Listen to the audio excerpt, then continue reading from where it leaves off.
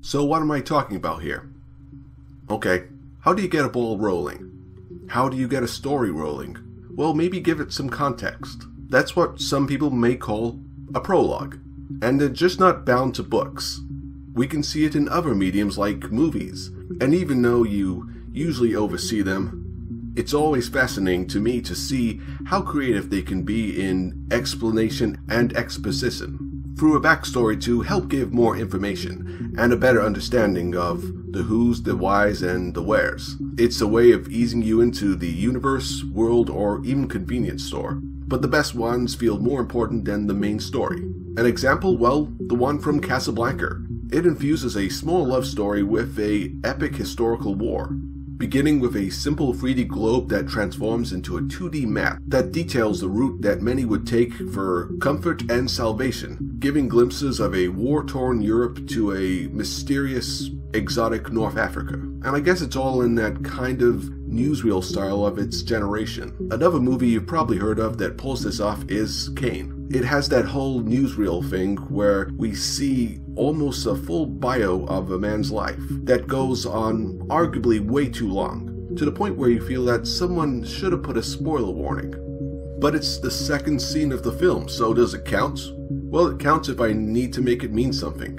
So what is the crowning achievement of what someone took a stab at and didn't think twice about it? Well, the one everyone seems to remember is Star Wars. Every single Star Wars, well, at least I think every single Star Wars, long paragraphs of text that fly through space, accompanied with the famous John Williams score.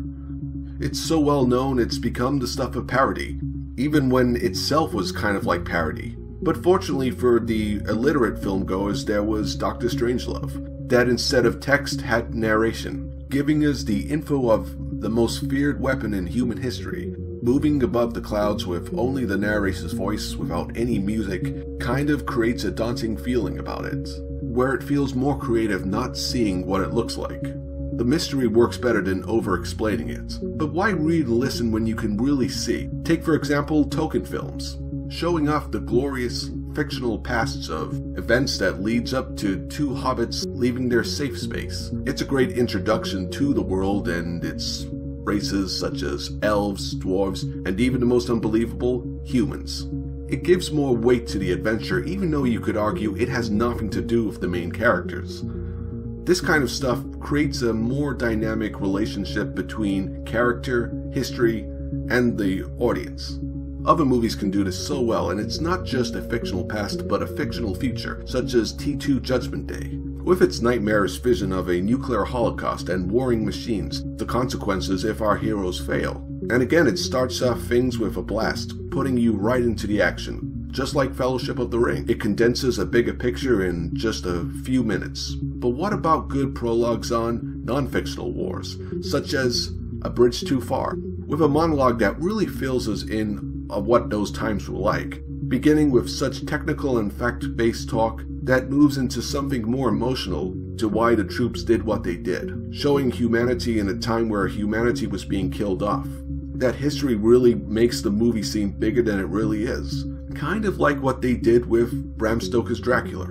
I mean, this guy's Dracula, controversially giving the demonic gangster a backstory that debatably destroys the illusion of the character. But it's still beautifully told, giving us history including a nod to the art form of shadow puppets that was a way of telling stories back in Vlad's time. It's used in a surreal way like the old-fashioned film was used in the Victorian era.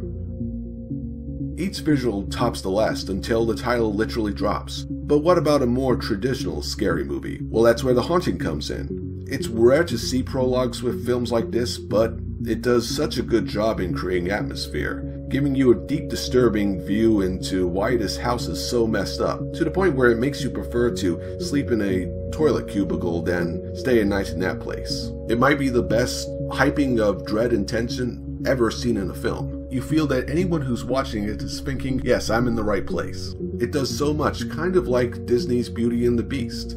Experience such beautiful animation, including the stylized glass windows to tell how tragedy can be turned to triumph. But, what about Goodfellas? Despite being so short and not much going on, It's a spectacle to see. It comes before the title So It Passes. With the re-murdering of belly bats comes a line that explains maybe too much.